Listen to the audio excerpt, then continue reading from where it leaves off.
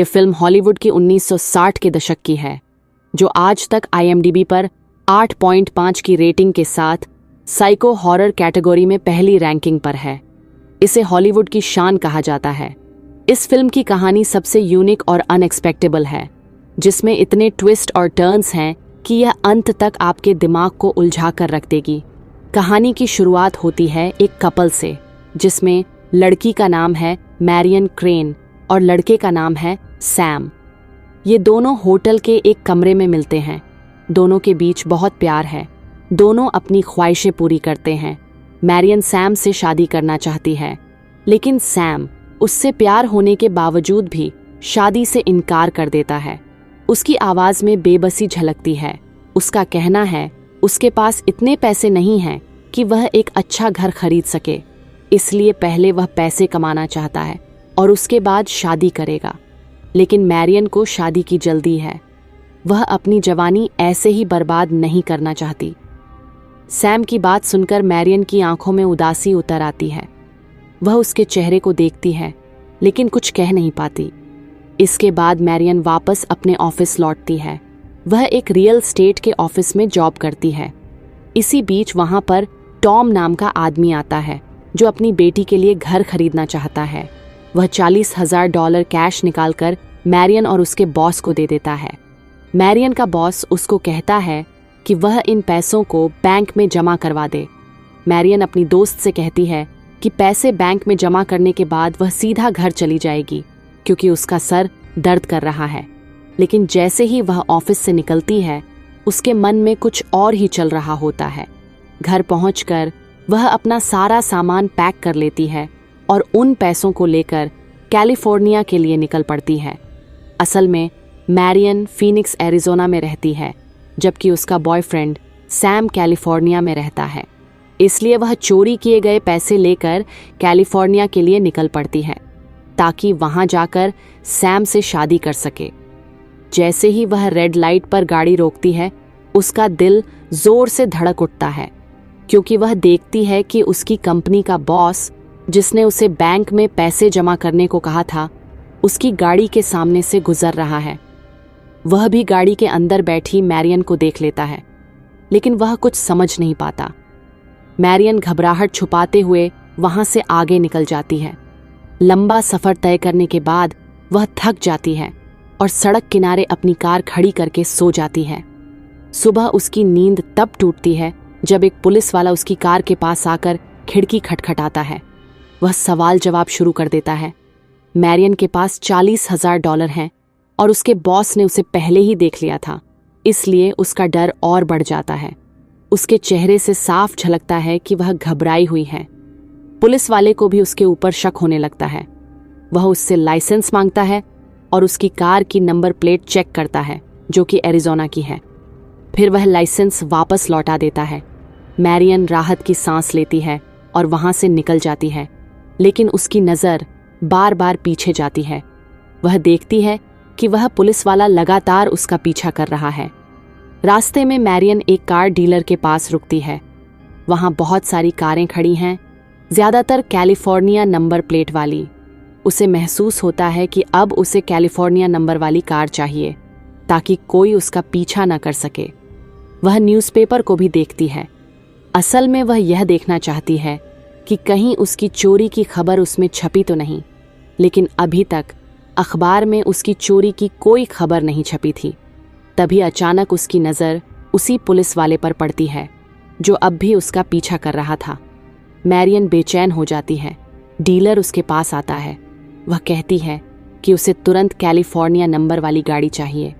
Salesman उसकी घबराहट को समझ जाता है। वह कहता है कि नई गाड़ी के लिए उसे अपनी पुरानी गाड़ी देनी होगी और साथ में $700 भी चुकाने होंगे।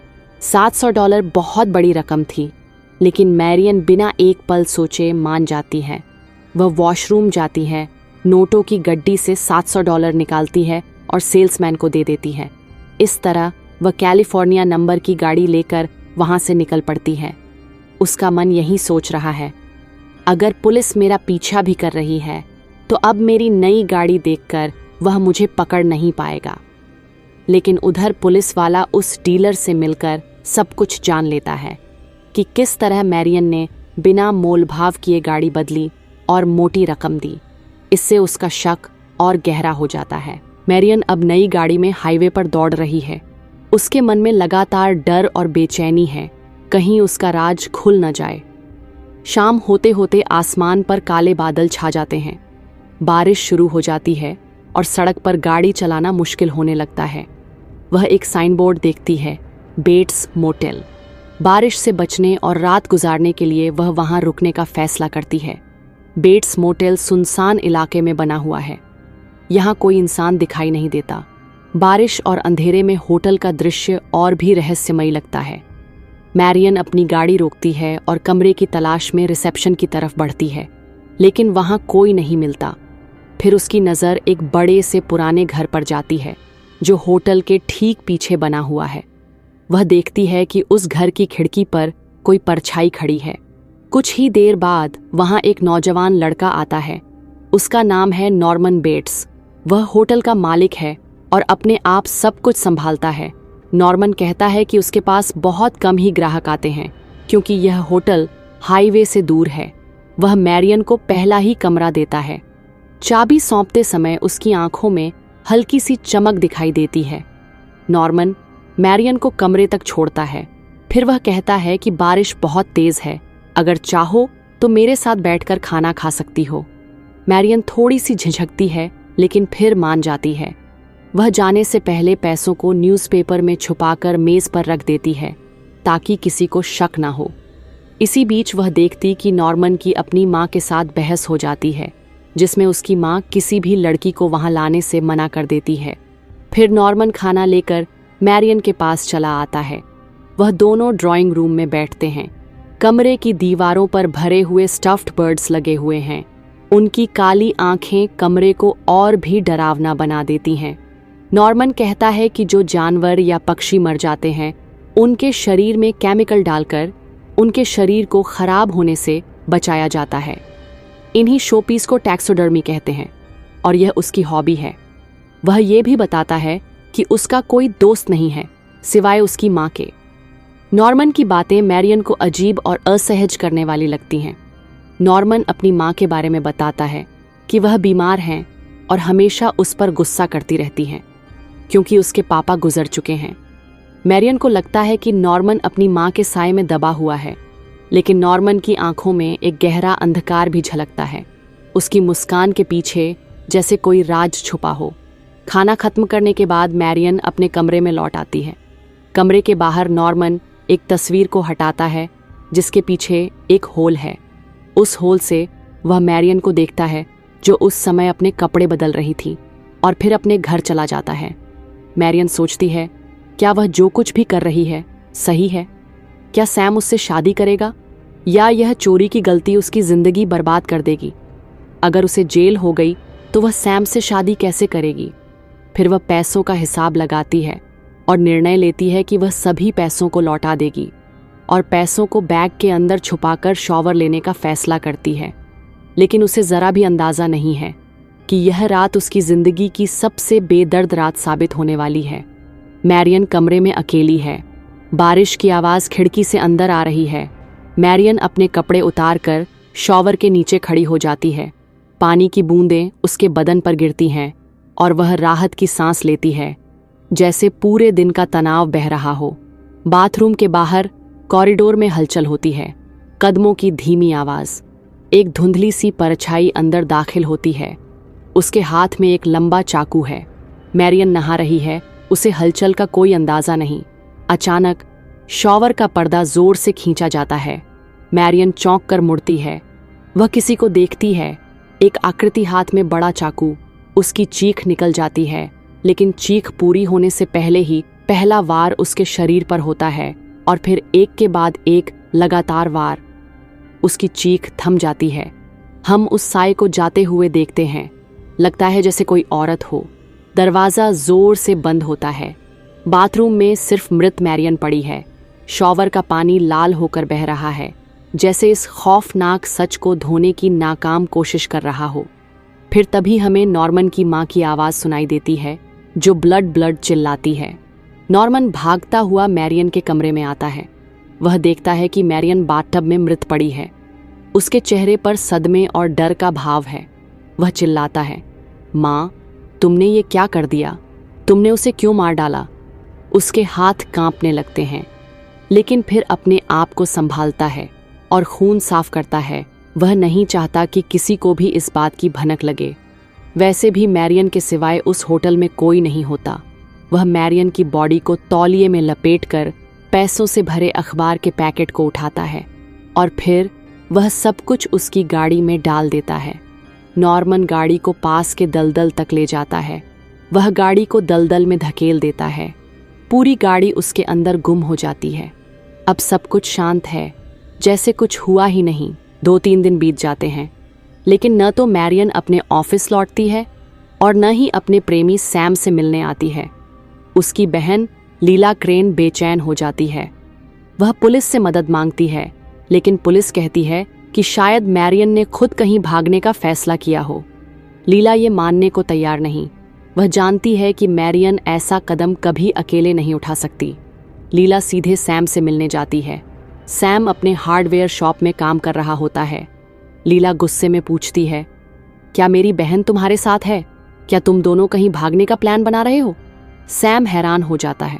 वह कहता है कि उसे मैरियन की कोई खबर नहीं। लीला को उसकी बातों में सच्चाई महसूस होती है। दोनों को समझ आता है कि मैरियन के साथ कुछ न कुछ गड़बड़ जरूर हुई है, लेकिन असलियत का पता कैसे लगाया जाए?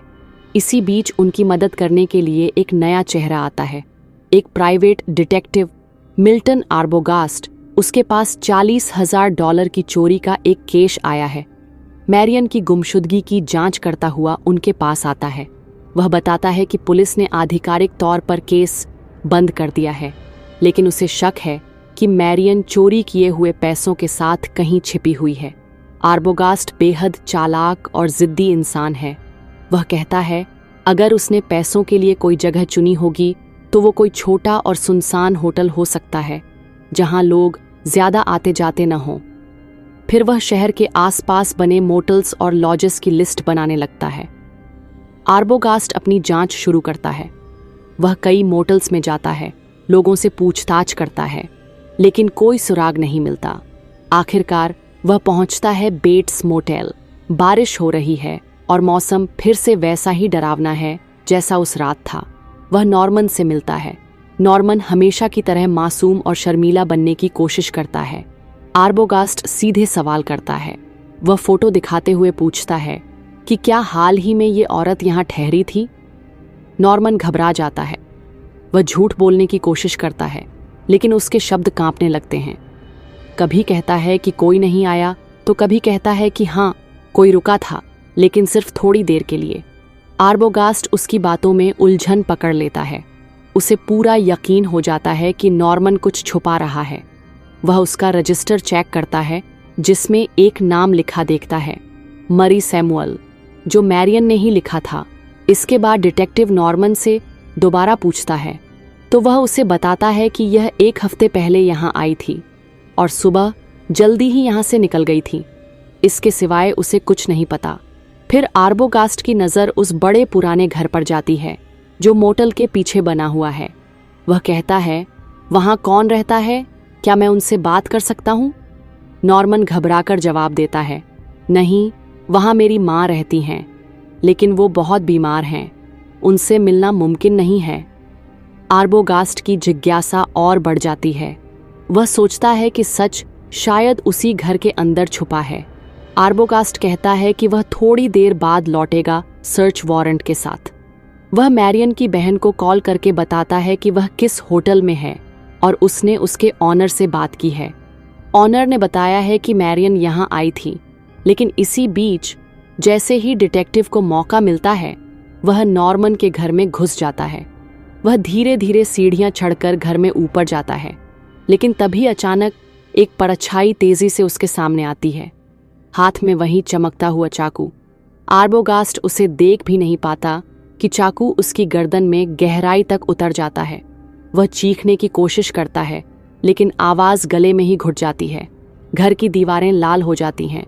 उसका शरीर सीढ़ियों से लुढ़कता हुआ नीचे आ जाता है। कुछ ही पलों में सब खत्म। आर्बोगास्ट भी उस घर में रहस्य बन जाता है। आर्बोगास्ट घर के अंदर तो आ गया था, लेकिन वापस कभी नहीं लौटा।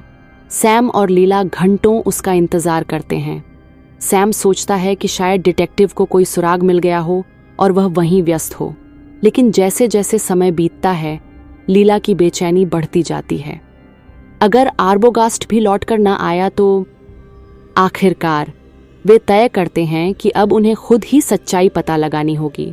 सैम और लीला आर्बोगास्ट के बताए रास्ते पर चलते हुए बेट्स मोटेल पहुंचते हैं। ये वही जगह है जहां से सब कुछ शुरू हुआ था।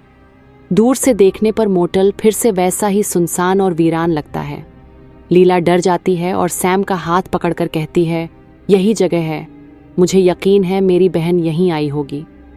नॉर्मन हमेशा की तरह मासूमियत ओढ़कर सामने आता है। वह दोनों का स्वागत करता है, लेकिन उसकी आंखों में एक छुपा हुआ डर है। सैम सामान्य बनने की कोशिश करता है, जबकि लीला की नजरें लगातार उस पुराने घर पर टिकी रहती हैं। सैम धीरे धीरे बातचीत को घुमाता है और कहता है, सुना है यहाँ एक महिला भी रहती हैं, आपकी माँ। नॉर्मन के चेहरे पर एक कड़वाहट उभरती है। वह तुरंत जवाब देता है, वो बहुत बीमार हैं, किसी से मिलना पसंद नहीं करती। लीला की आंखों में शक और बढ़ जाता है। सैम समझ जाता है कि नॉर्मन से सीधे जवाब निकालना आसान नहीं होगा। वह बातचीत में उसे उलझाने लगता है और सख्त आवाज में कहता है, देखो, हमें सच्चाई पता करनी ही है। अगर तुम्हारी माँ ने कुछ देखा है तो हमें उनसे बात करनी होगी। नॉर्मन घबराने लगता है। वह गुस्से में कहता है, मैंने कहा ना, मेरी माँ बीमार हैं, उनसे कोई नहीं मिलेगा। इसी बीच लीला घर की ओर बढ़ जाती है। प्लान साफ था, सैम नॉर्मन को उलझाए रखेगा और लीला घर के अंदर जाकर असली सच ढूंढेगी। लीला सावधानी से सीढ़ियां चढ़ती है।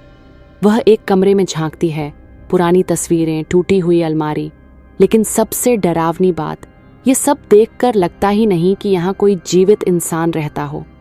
तभी नॉर्मन को महसूस हुआ कि जो लड़की सैम के साथ में आई थी वो दिखाई नहीं दे रही। उसे पता चल गया कि वो उसके घर में जा चुकी है। वह सैम पर हमला करता है और उसे बेहोश करके अपने घर की तरफ भागता है।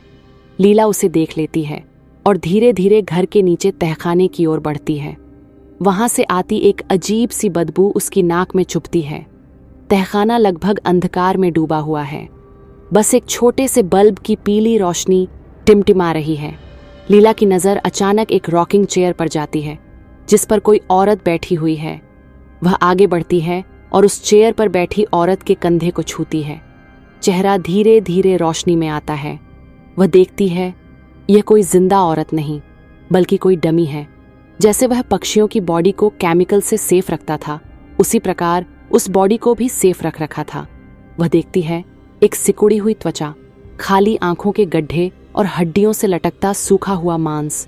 वह है नॉर्मन की माँ, जो सालों पहले मर चुकी थी। ये सब देखकर लीला की चीख निकल जाती है। अचानक पीछे से तेजी से कदमों की आवाज आती है। लीला पीछे मुड़ती है और देखती है कि दरवाजे पर एक औरत है जिसने लंबा गाउन पहन रखा है, हाथ में चाकू, और कहती है, मैं नॉर्मा हूँ, यानी नॉर्मन की माँ। वह उसकी तरफ बढ़ती है। लीला पूरी ताकत से चीखती है। उसी समय सैम पीछे से आकर उसे पकड़ लेता है। चाकू उसके हाथ से गिरता है और तभी सबके सामने सच उजागर होता है। वह कोई औरत नहीं बल्कि नॉर्मन बेट्स है।